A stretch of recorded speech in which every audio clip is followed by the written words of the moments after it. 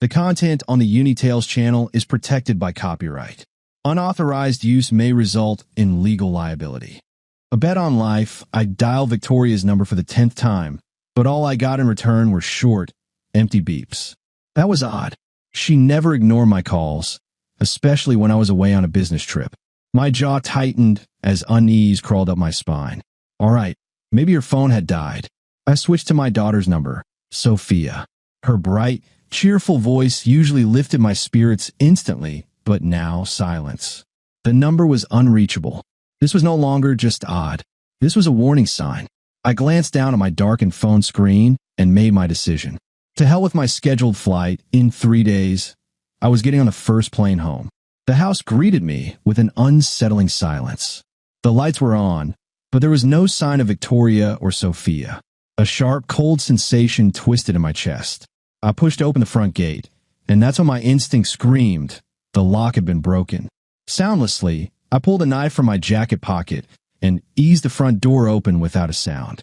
The living room was a disaster. Drawers overturned, papers scattered across the floor, shattered glass from a broken vase glinting under the dim light. And then I saw them. 2 men rifling through the cabinets, tossing documents aside. Another one, facing away from me, was shoving the couch aside, searching for something underneath. I didn't give them time to react. The first hit was swift, brutal, a sharp blow to the jaw. His head snapped back, and he crumpled to the floor like a sack of bricks. The second man turned, but I'd already grabbed him by the collar, slamming him into the wall so hard he choked on his own breath. The third one reached for his gun. Too slow. I drove my elbow into his throat. He gagged, doubling over, but before I could finish him, I heard a faint hiss. Something sharp pierced my neck. I reached up, fingers fumbling for the dart, but my hands refused to obey. The world blurred, my legs gave out. I stumbled forward, collapsing to my knees. The last thing I heard before darkness swallowed me was a mocking voice. Time to rest, hero. A jackhammer pounded inside my skull. I pried my eyes open, blinking against the dim, flickering light of a single bulb swinging from a low ceiling. The air was damp, thick with the stench of mildew and old concrete. I tried to move, cold steel bit into my wrists. Handcuffs, chained to a thick metal pipe. Awake at last. The voice came from across the room. A man sat leisurely in a chair, swirling a glass of amber liquid.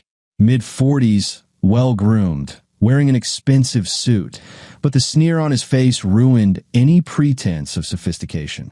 Alex, right? A pleasure. He smirked.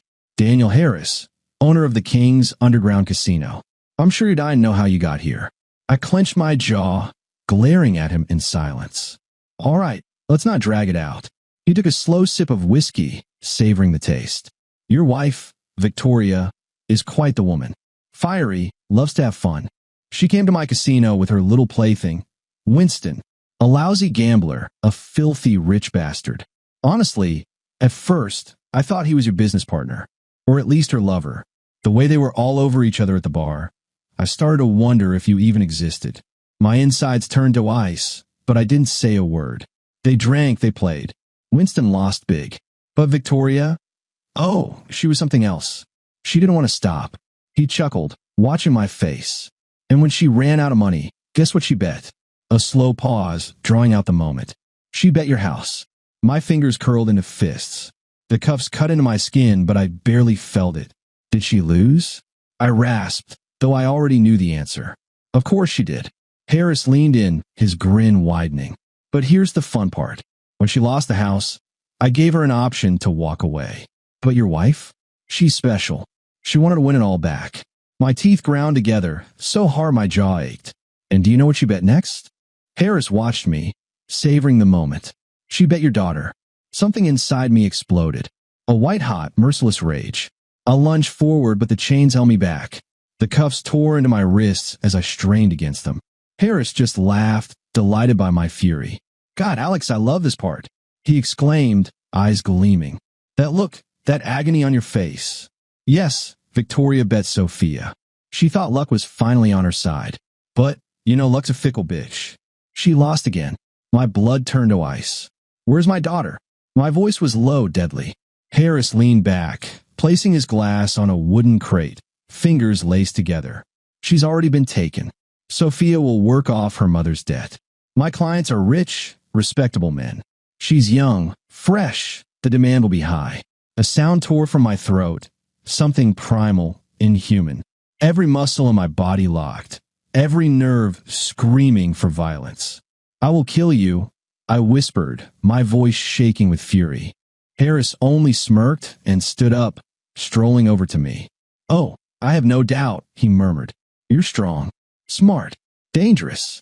But there's a problem. He crouched, looking me dead in the eyes. You owe me now, too. I forced my fist to unclench. My mind sharpened through the haze of fury. You won't kill me, I said through gritted teeth. Oh, Alex. Harris laughed, patting my cheek. I already have. He straightened, lazily adjusting his cufflinks. But I'm a reasonable man, he continued. So here's the deal. You pay me what your wife lost, and we part ways. Or, he let the silence stretch.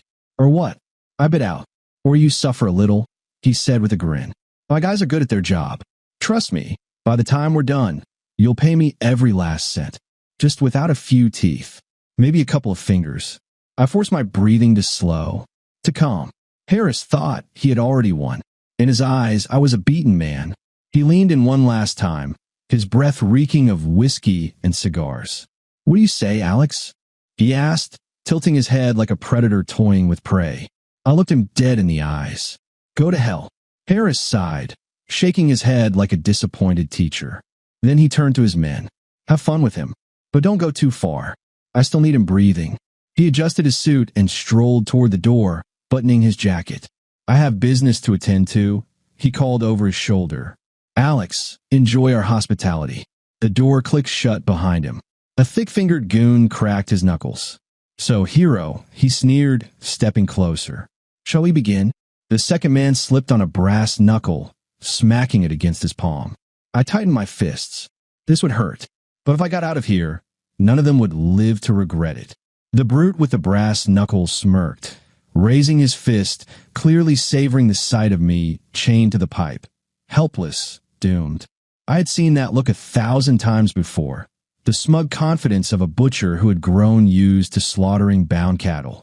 He struck me in the stomach, putting all his dumb strength into the blow. The air rushed from my lungs, but I didn't make a sound. Well, tough guy, he sneered, shaking his wrist as if checking if it was still intact. I looked at him, tilting my head slightly, as if studying a pathetic cockroach. Are you serious? I rasped. I've made coffee with more pain than that. You son of a, he hissed, swinging again, this time aiming for my face. My lips split, the taste of blood pooling on my tongue. And inside me, something clicked into place like an old switch being flipped. The scent of blood, sharp, metallic, triggered a memory. Captivity. I had been captured before. Not here, but in Bogota, Colombia, back when I was working as a U.S. Special Operations operative. We had been tracking a cartel boss, but something went wrong. I was taken, had 2 fingers broken, my nose shattered, tortured with electricity as they tried to extract useful intel. What they didn't understand was that I hadn't just been trained to endure pain. I had been trained to embrace it. Now this dumb bastard with his brass knuckles reminded me of one of those Colombians. The only difference was back then they had tied me to a chair. This time it was a pipe. Chairs. I had already broken those before. The brute swung again, but I shifted my head just enough for the punch to miss. He stumbled forward, and I yanked upward on the cuffs with all the strength I had calculated. The old metal groaned, but held. A second punch slammed into my stomach. Another rush of air left my lungs, but I only smirked. Well, damn, I croaked, lifting my head. That all you got? You little... He raised his fist again. I jerked my body once more. This time, the pipe cracked louder. I felt the metal give way. The brute swung again, but I already knew what to do.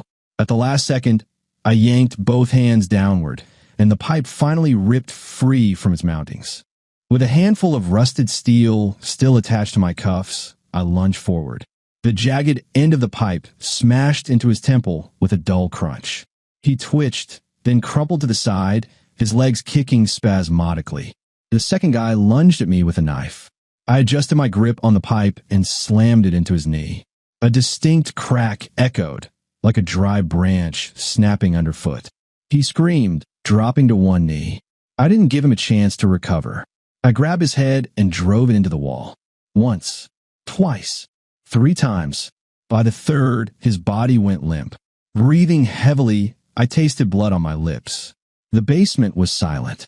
I stood, shaking off the remnants of the handcuffs, then wiped my face with the back of my hand. I had a goal now. Find Sophia and kill every single one of them in my way. A cold, calculating rage seeped through me. The basement still smelled of blood, rusted iron, and damp decay, but I no longer noticed. The brutes on the floor were either dead or close to it. I scanned the room. At the far end stood an old metal door, locked from the inside with a bolt. The moment I had ripped the pipe from its fittings, I knew it might come in handy again. I shoved the rusted steel into the gap between the bolt and the door, then pulled hard. The lock gave with a screech of tortured metal. Beyond the door stretched a long, narrow corridor, dimly lit by flickering bulbs on the ceiling. The floor was slick with something thick, maybe water mixed with oil, or maybe the blood of those who had come here before me and never left. I moved forward, gripping the pipe. My pulse pounded in my ears. A voice. You hear that? 2 men, one with a shotgun, the other with a crowbar. Both looked relaxed, not expecting their prey to fight back. They never got the chance. I burst from the corner, ducking under the shotgun's barrel while ramming the pipe into the throat of the closest man. He gurgled as I twisted the steel, cartilage snapping under the pressure. The second guy hesitated. That was all I needed. I grabbed him by the neck, drove my forehead into his face, feeling his nose shatter, then yanked him by the hair and slammed his head into the wall. Blood splattered across the grimy concrete. I let the pipe clatter to the floor and grabbed his crowbar instead. Then I kept moving. The corridor opened into a large room, a casino. Not the flashy kind from Vegas. This was a filthy, smoke-filled pit with low ceilings, greasy faces, and cheap playing cards scattered across stained tables. People were everywhere, gamblers, whores, guards. The moment I stepped into the room, everything froze. I stood there covered in blood, gripping a crowbar, breathing hard. The first guard reached for his gun. I hurled the crowbar. It struck his chest with a hollow thud. Chaos erupted. People screamed. Some ran for the exit. Others froze like deer in headlights. I wasn't here for them. I saw the guard with an assault rifle by the far door. I moved. He fired, missed. I was already on him, grabbing the barrel, twisting it, forcing his finger against the trigger. A burst of bullets shredded his chest. Blood sprayed across the door. The rifle fit comfortably in my hands. And then, everything blurred into a furious, blood-soaked storm. I moved like a predator among sheep, methodically eliminating anyone who raised a weapon. One burst, one body fell. A rifle butt to the skull, another down. A shot to the gut, one more writhing on the floor, but I didn't stop. I didn't think. I didn't hesitate. The guards fought back, but it was useless. I was faster, meaner, more experienced. Only when the room was filled with corpses and groaning bodies did I hear it. Doors slamming shut. Harris, the bastard, was running. I bolted after him, but through the glass doors, I saw his black Audi peel away, kicking up dust. He understood. He understood he had made a mistake. But it didn't matter. I was coming for him, and his death would be slow. I wiped my bloody hand on a dead guard's shirt, picking up an extra magazine from his vest. The air reeked of gunpowder, sweat, and cheap whiskey. The casino was now a slaughterhouse. Tables overturned, glass shattered, dark pools spreading across the floor, reflecting the flickering light. A girl in a short dress was sobbing in the corner, pressing herself against the wall, hands over her face. I didn't even look at her. My target was Harris. I stepped over the dead and walked toward the exit. Outside, the asphalt still held the day's heat, though the night air was growing cooler. I scanned left, right, no sign of the Audi. Near the entrance, one of the guards was still alive, wounded, crawling. He tried to drag himself away, leaving a crimson trail. I planted my boot on his chest, pinning him down. Where did he go? What? He wheezed, his bloody hands clutching at my pant leg. I don't know. I pressed down harder.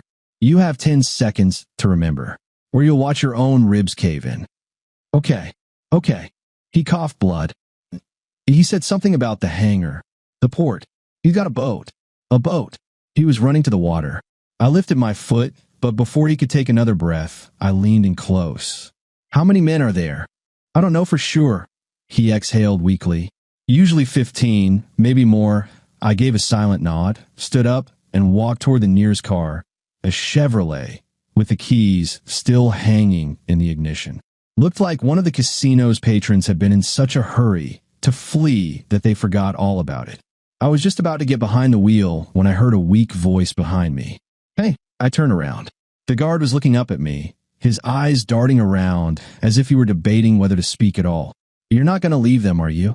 Leave who? The girls, he swallowed hard. Harris keeps them at the port. Your daughter and the others. My blood boiled.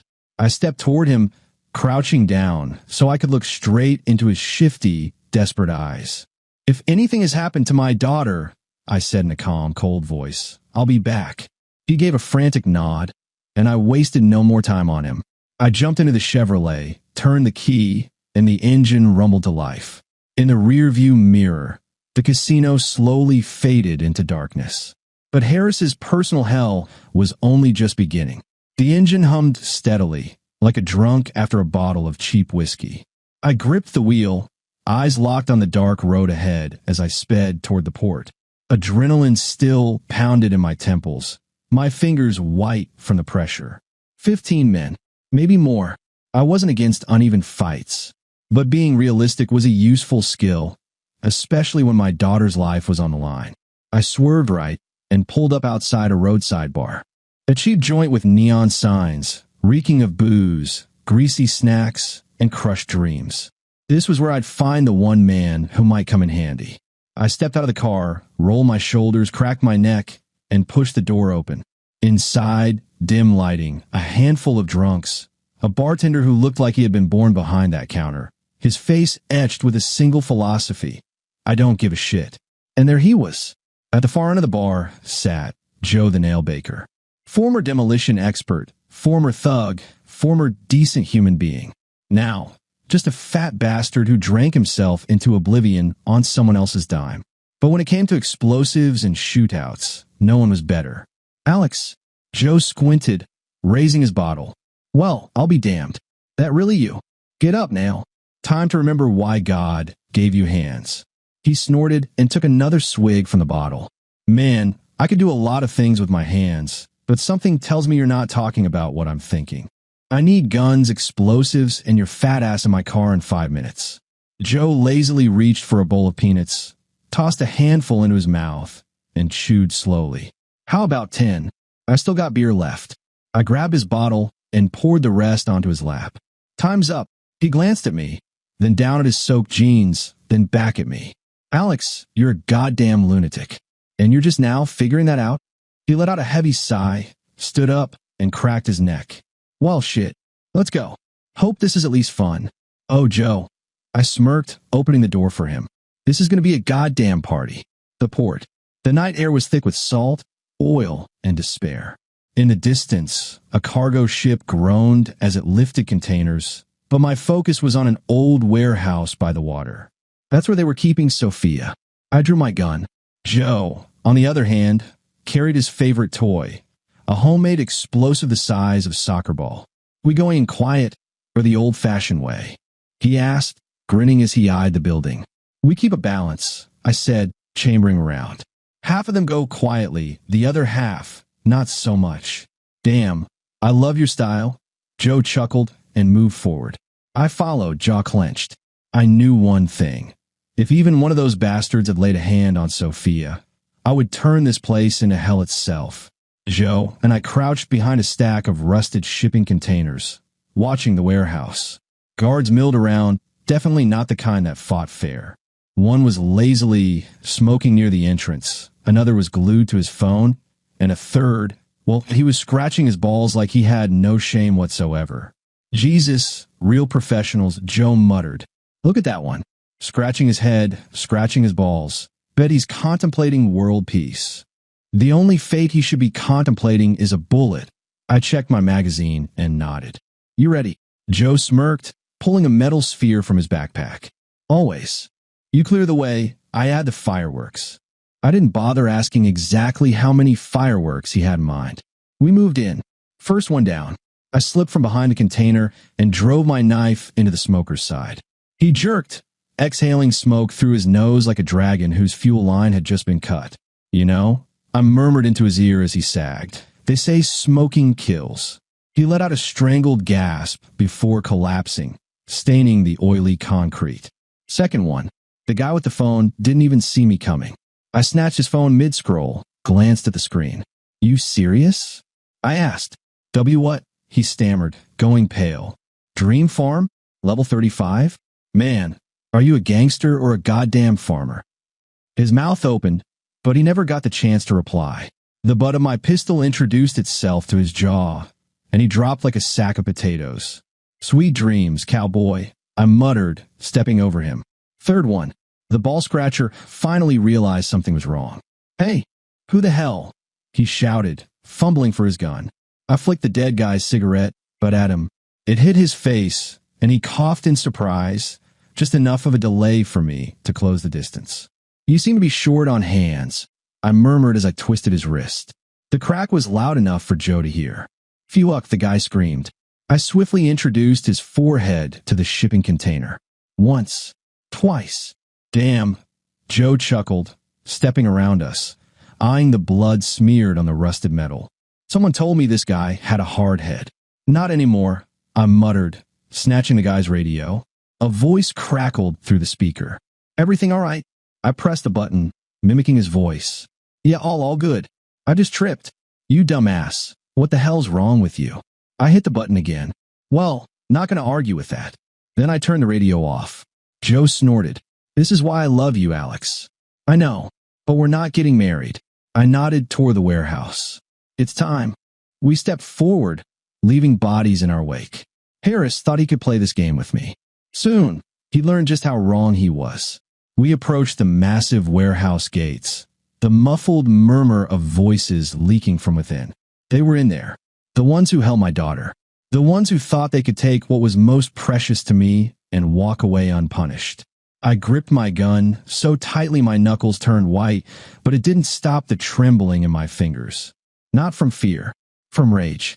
Pure, seeding, all-consuming hatred. I swung the butt of my rifle against the control panel, forcing the gates to grind open. Light flooded out, but I didn't flinch. Inside they stood, at least a dozen armed bastards.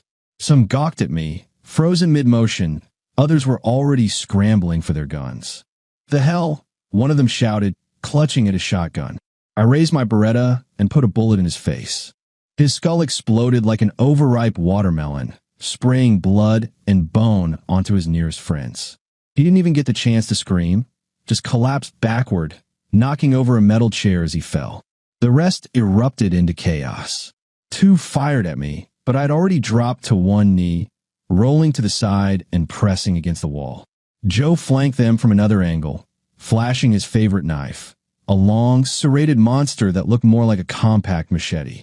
Well, boys, who's first? He roared, charging forward. I slipped back into the open, gripping my pistol with both hands, and fired at the one scrambling for cover behind a stack of crates. The bullet tore into his thigh, and he shrieked like a pig being skinned alive. I lunged at him, drove my boot into his wounded leg, heard the bone snap, and pressed the gun's muzzle to his forehead. Where's my daughter? I shot him in the knee. He howled, his eyes rolling back in agony, writhing like a fish dumped on a dry land. The next one goes in your mouth if you don't start talking. In the room back of the warehouse, guards, I didn't let him finish. A bullet to the head ended his suffering. Meanwhile, Joe was enjoying himself with another one of them. The poor bastard tried to fight back, but his strikes were useless. Joe sidestepped, slashed through the tendons in his leg, and dropped him to his knees. Then, without hesitation, he slit his throat. Damn, that one was juicy. Joe grinned, flicking the blood off his blade. I didn't answer. I was already moving. The last two tried to flee down the corridor leading to the back of the warehouse. One even dropped his weapon, realizing he had no chance of survival. But I wasn't in the mood to let witnesses walk away. I picked up an assault rifle from a corpse and unleashed a long burst into their backs. They stumbled. One collapsed instantly, convulsing on the floor. The other managed a few more desperate steps before his knees buckled and he landed face first in a pool of his own blood. They didn't deserve a quick death, but I didn't have time to make them suffer. I sprinted to the door where, according to that dead bastard, they were keeping Sophia and kicked it open. The room was small. A filthy bed, a broken chair, a dim lamp flickering in the corner. And in the middle of it all, bound to a chair, her mouth taped shut, Sophia. I rushed to her, tearing the tape from her lips. "Dad," she whispered, her wide eyes brimming with terror. That fear made my rage boil over. With a single motion, I cut through the ropes binding her wrists and cupped her face in my hands. "It's okay, sweetheart. I'm here." They said they were going to sell me. I closed my eyes, struggling to contain the inferno roaring inside me.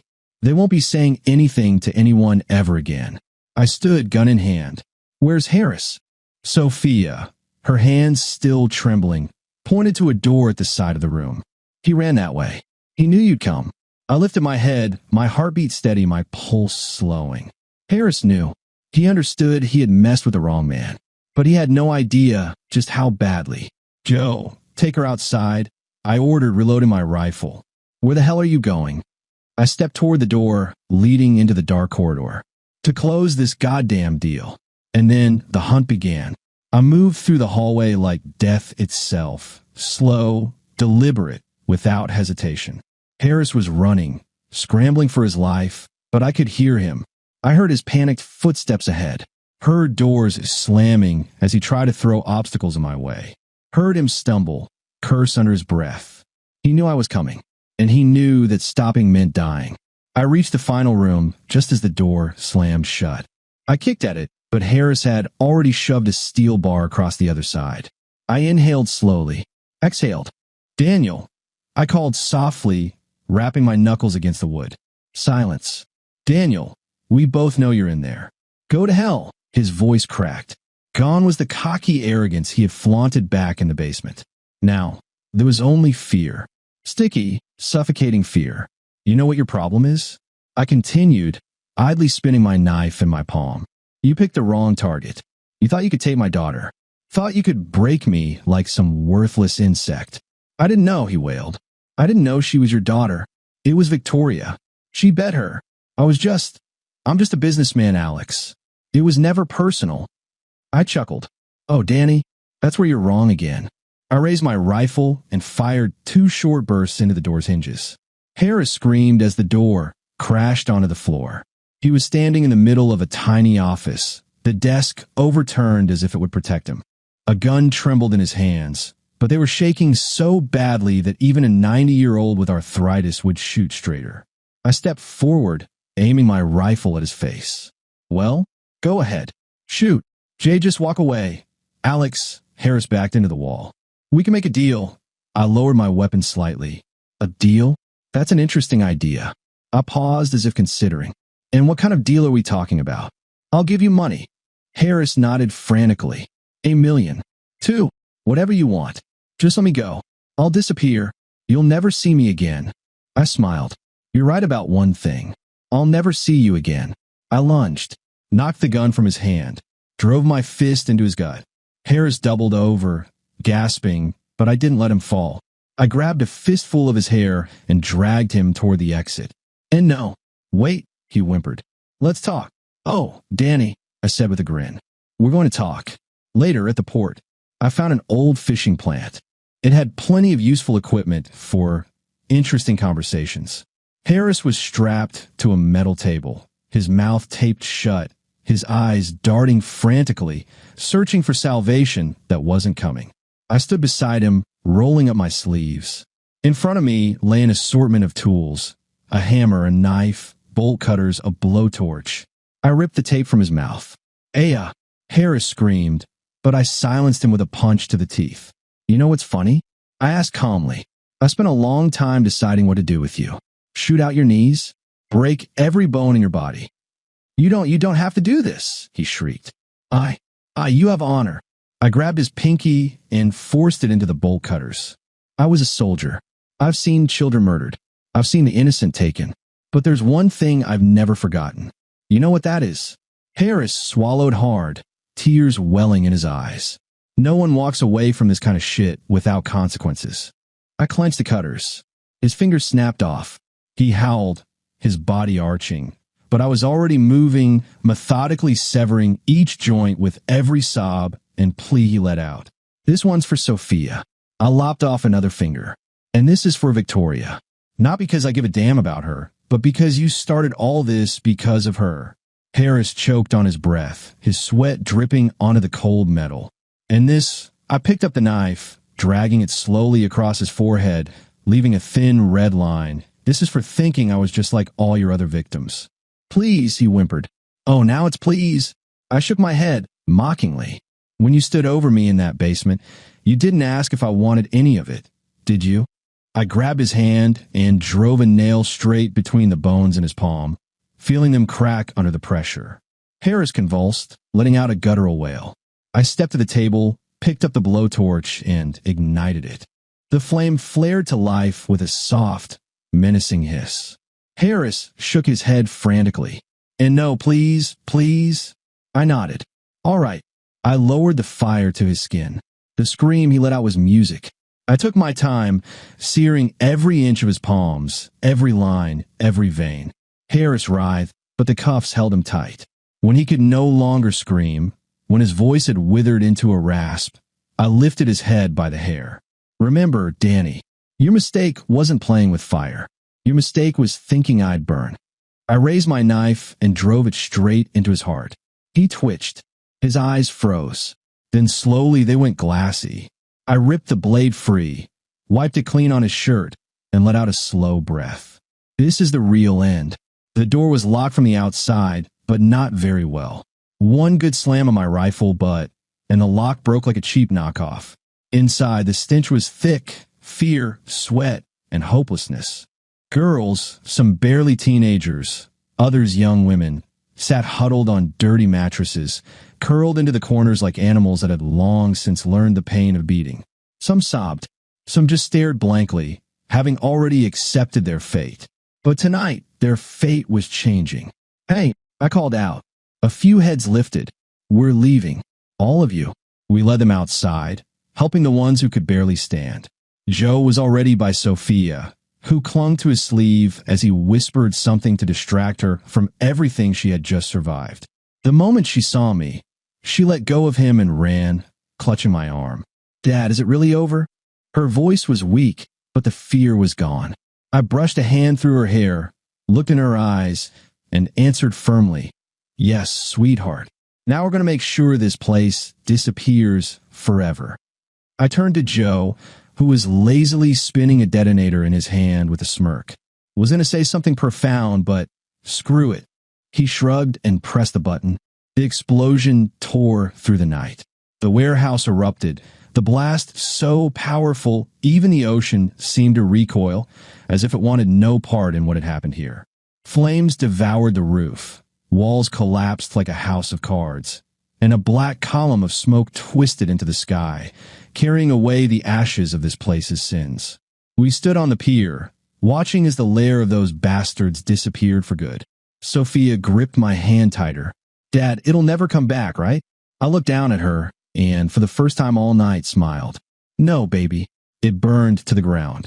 Joe stepped beside me, shoving a whiskey bottle into my hand. Well, to victory. I uncapped it, took a long drink, then handed it back. To a new dawn. We stood in silence, watching the last embers consume that cursed place. And just like that, a new chapter of our lives began. I thought the hardest part was over. I had pulled Sophia from hell, killed Harris, wiped his den off the map, and destroyed everyone who had served him. But there was still one thing left to do. Victoria, my wife, the woman I had spent 20 years with, the mother of my daughter, the woman who had gambled away our home without a second thought, who had lost our child and hadn't even flinched. I remembered when I had once loved her. I remembered the day we met, She worked at a cafe near the beach, and I had just returned from my first deployment. Back then, I thought I'd found the one person I'd spend my whole life with. She was fun, smart, caring. We built a family together. I worked. She raised Sophia. We laughed, had picnics, traveled, and I had been a fool. I didn't see when she started to change, when she grew colder, when her gaze turned empty. I ignored the late nights, the meetings that ran long.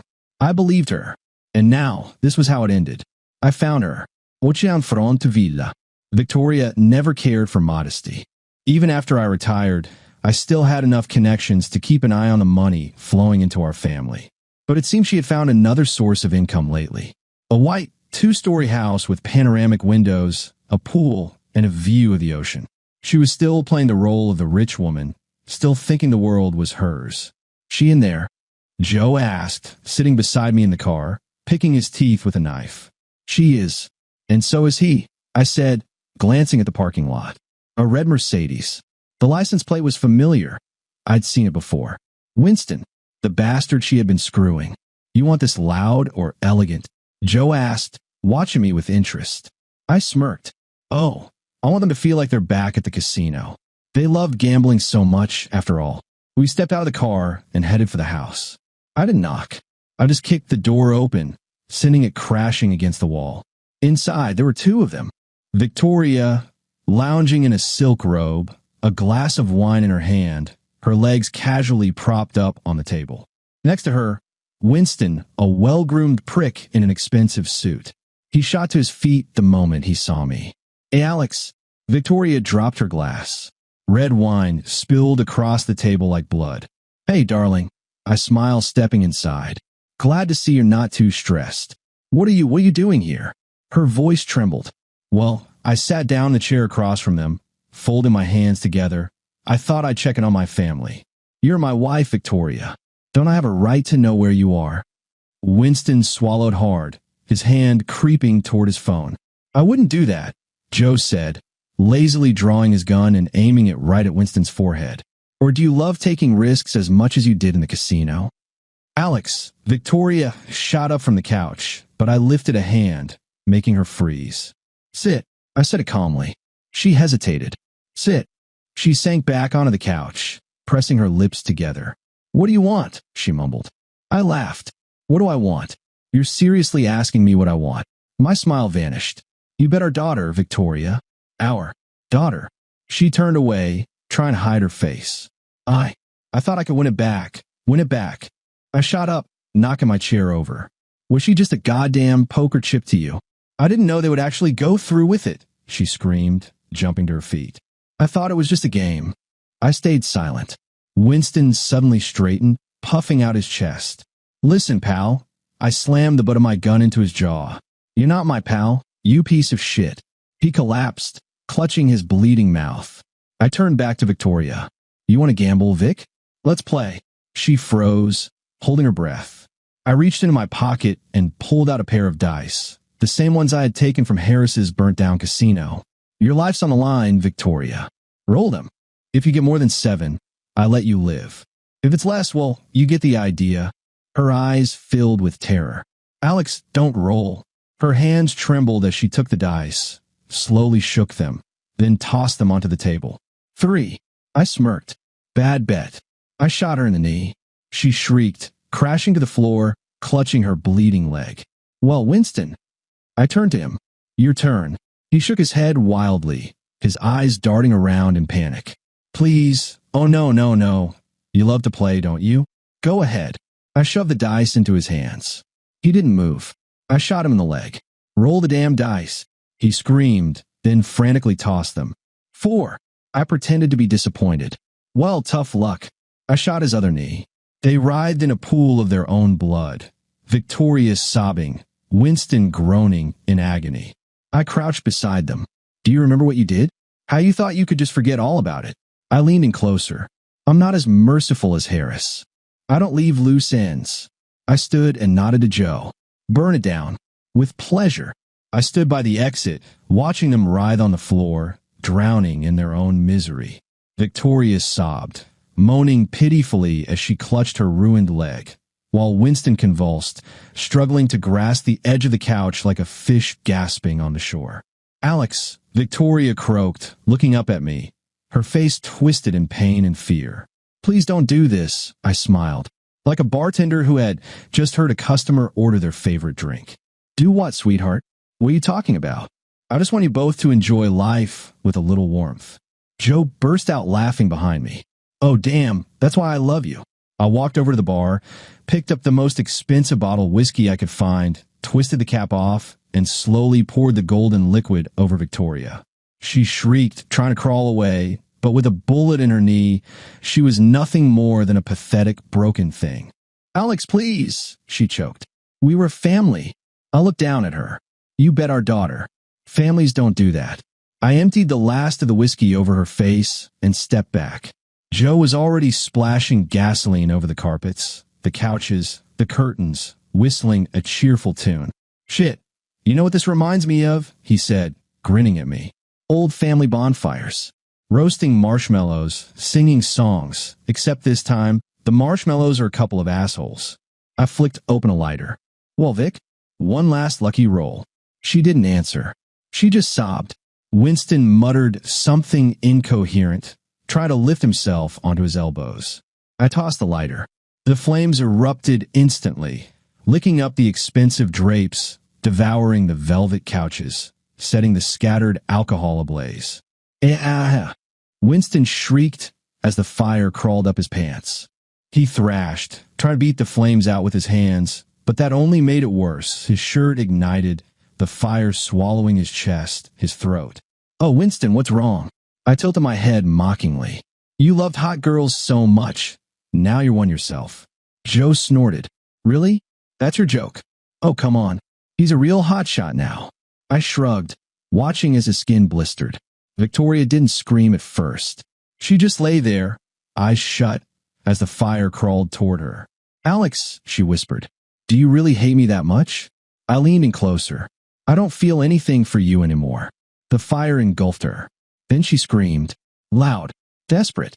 I turned and walked out, never looking back. Sirens blared in the distance. "We getting out of here?" Joe asked, flipping the car keys in his hand. "Yeah," I nodded. "I think the show's over." We got in the car and drove off, leaving the villa behind. Now nothing more than a giant torch in the night. I glanced at the rearview mirror and smiled. They placed their bets and lost. 2 years later, I sat on the porch of a small, cozy house by the lake, watching as the sun slowly dipped below the horizon, painting the water in warm shades of orange and purple. Nearby, on the wooden dock, Sophia dangled her feet in the water, lazily running her fingers through the ripples. "Dad, did you ever think we'd end up living like this?" she asked without turning around. I smirked, taking a sip of my coffee. "No, sweetheart. I figure by now, I'd either be in prison or feeding the worms."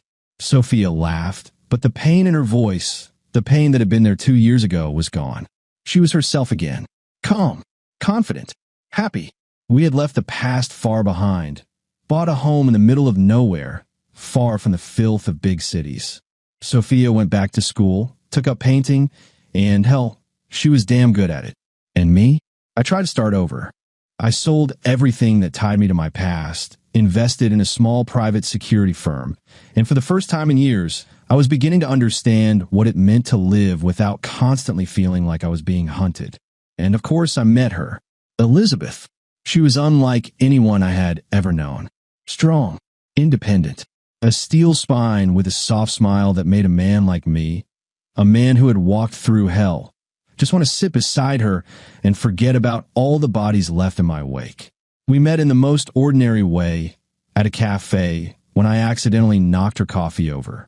She didn't just brush it off with a polite, "It's okay." No, she narrowed her eyes at me and said, "You're either blind, clumsy, or trying to hit on someone. What if it's all three? Then you're a disaster." And goddamn, that got me. She was a pediatrician, said she spent her life handling little devils, so dealing with a former soldier wouldn't be a problem. I didn't argue. She was working today, but she'd be back later in the evening. Sophia adored her, and that was all that mattered to me. I looked over at my daughter. "Hey, let's go make dinner before Liz gets here." Oh, right before she calls us culinarily challenge again, Sophia rolled her eyes, standing up. Well, she's not wrong. I chuckled, getting up myself. But, this time I'm going to try not to burn the chicken. Sophia laughed, nudging me playfully, and we headed inside. I knew my past hadn't disappeared. It would always be with me. But now I had the present. And hell, I liked it.